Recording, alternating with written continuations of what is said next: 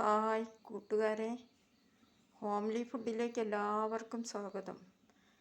ഇന്ന് ഞാൻ വീട്ടിൽ തയ്യാറാക്കുന്നത് ചപ്പാത്തിക്ക് ഈവനിങ് ഒരു കറി ഉണ്ടാക്കുകയാണ്.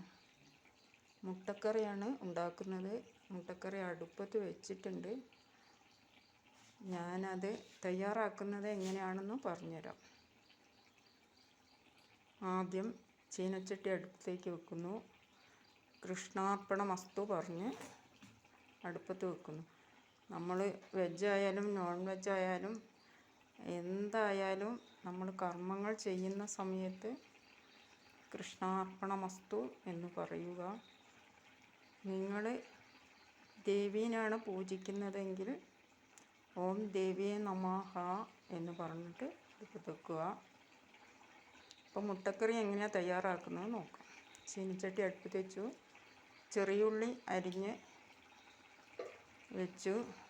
കുറച്ച് എണ്ണ ഒഴിച്ചു. കടുക് ഇട്ടു, ചെറിയുള്ളി ഇട്ടു, കറിവേപ്പില ഇട്ടു.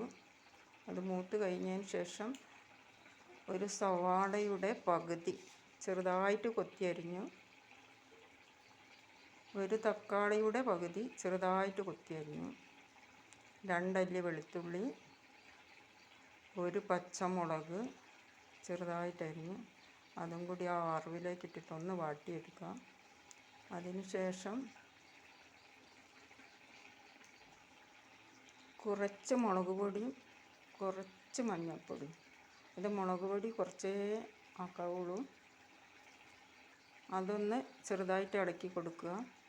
അതിനുശേഷം നമ്മൾ ഒരു പിടി തേങ്ങ അരച്ചത്, അതിൽ 2 ചെറിയുള്ളിയും കൂട്ടിയിട്ട് ഒന്ന് അരച്ചെടുത്തത്, നല്ല ഫൈനായിട്ട് അരച്ചെടുക്കുക. അത് കറിയിലേക്ക് വയ്ക്കുക. എന്നിട്ട് ഇളക്കിയിട്ട് നന്നായിട്ട് തിളപ്പിച്ചതിന് ശേഷം 2 മുട്ട പുഴുങ്ങിയതും കൂടി ചേർത്തിട്ട് ഒന്ന് ഇളക്കി വെക്കുക. അപ്പം നമ്മളുടെ മുട്ടക്കറി റെഡിയായിട്ടോ.